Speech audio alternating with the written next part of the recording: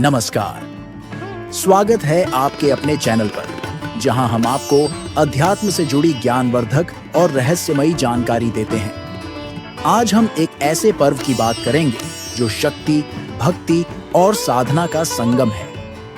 हम बात कर रहे हैं चैत्र नवरात्रि और राम नवमी के बारे में, जो न केवल धार्मिक दृष्टि से महत्वपूर्ण है, बल्कि हमारे जीवन में सकारात्मकता और शांति का संचार भी करते हैं। आइए जानते हैं इन पर्वों के इतिहास, महत्व, पूजा विधि और उनकी विशिष्ट परंपराओं के बारे में, जो भारत और नेपाल में धूमधाम से मनाई जाती है। चैत्र नवरात्रि का इतिहास वैदिक काल से जुड़ा हुआ है और इसे शक्ति उपासना का प्रमुख समय माना गया है।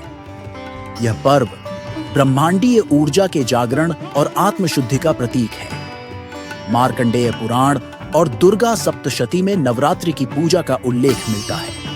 गुप्त काल 4वीं से 6वीं शताब्दी में यह महोत्सव राजकीय स्तर पर मनाया जाता था। कॉमन एरा या सामान्य युग की 4वीं से 6वीं शताब्दी का काल हिंदू धर्म, संस्कृति और राजनीति के दृष्टिकोण से महत्वपूर्ण था।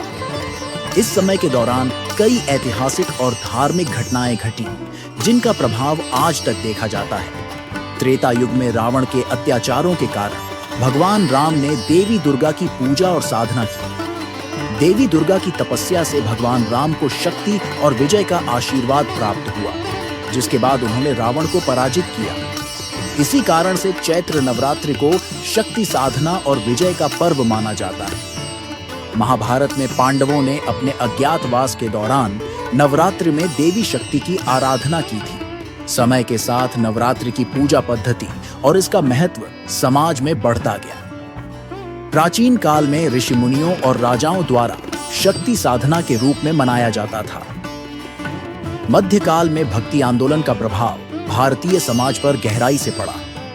इस आंदोलन ने धर्म को जटिल कर्मकांडों से निकालकर सीधे भक्ति और सरल उपासना से जोड़ा। आधुनिक काल में चैत्र नवरात्रि और राम नवमी का स्वरूप और अधिक विस्तृत हो गया। यह पर्व केवल धार्मिक अनुष्ठानों तक सीमित नहीं रहे, बल्कि सामाजिक और सांस्कृतिक पहचान के प्रतीक भी बन गए।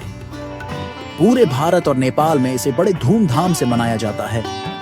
विशेष रूप से नेपाल और उत्तर भारत में इसे चैते दशैं के रूप में भी मनाया जाता है। नेपाल में चैते दशैं और राम नवमी को मिलाकर देवी शक्ति और भगवान राम की पूजा का आयोजन होता है। इसे छोटा दशैं भी कहा जाता है। भारत में चैत्र नवरात्रि का पर्व शारदीय नवरात्रि की तरह बड़े धूमधाम से मनाया जाता है। यह समाज में एकता, सद्भाव और शक्ति की उपासना का प्रतीक बन गया है। उत्तर प्रदेश में राम नवमी और चैत्र नवरात्रि बड़े धूमधाम से मनाए जाते हैं। खासकर अयोध्या में यह पर्व विशेष महत्व रखता है। राम नवमी के दिन अयोध्या में राम जन्मभूमि मंदिर और हनुमानगढ़ी जैसे पवित्र स्थलों पर विशेष पूजा होती है।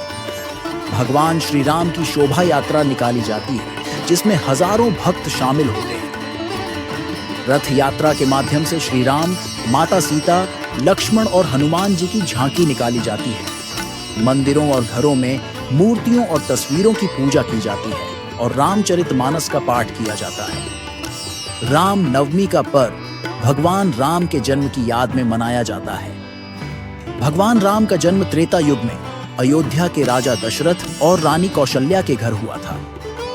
उनका जन्म धर्म की पुनः स्थापना और राक्षसों का वध करने के लिए हुआ था।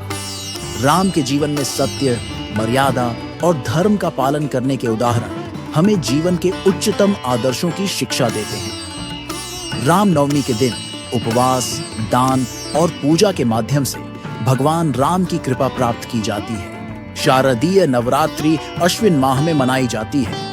इसे बड़ी नवरात्रि भी कहा जाता है। चैत्र नवरात्रि चैत्र माह में मनाई जाती है।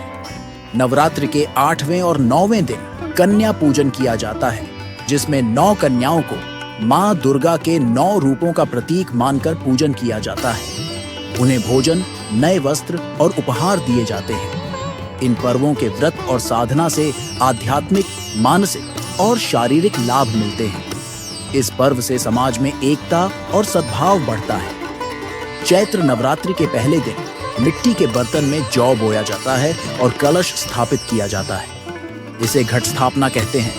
9 दिनों तक अखंड दीप जलाकर पूजा स्थल पर रखा जाता है। मां दुर्गा के 9 रूपों की विशेष रूप से पूजन किया जाता है। दुर्गा, सप्तशती और रामायण का पाठ, देवी महात्म्य और भगवान राम से जुड़ी कथाओं का पाठ किया जाता है।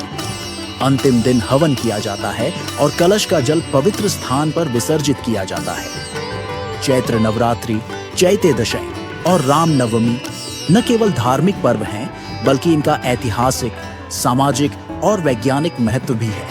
यह पर्व हमें शक्ति उपासना, ऋतु परिवर्तन और हिंदू नव वर्ष की शुरुआत का प्रतीक है। यह समय बसंत से ग्रीष्म में जाने का होता है, इसलिए उपवास से शरीर और मन को शुद्ध किया जाता है। इन पर्वों को सही विधि से मनाने से आध्यात्मिक उन्नति, मानसिक शांति और सामाजिक सद्भाव बढ़ता है। यदि आपको यह जानकारी पसंद आई हो तो कृपया चैनल को सब्सक्राइब करें और इस वीडियो को अपने दोस्तों के साथ शेयर करें। और हाँ, लाइक और कमेंट करना न भूलें। धन्यवाद।